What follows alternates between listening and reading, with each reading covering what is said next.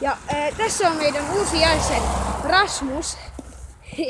Ja se, en mä tiedä tuleeko se olemaan niin paljon näissä Minecraft-videoissa, mutta se tulee olemaan kuitenkin... Kone on rikki. On sulla paskana kone? Melkein. No. Periaatteessa. No joo. Mutta sit kun Rassu nyt ainakin me teemme vlogeja, Arttu ei tule siihen mukaan yleensä, mutta me teemme ainakin vlogeja, niin...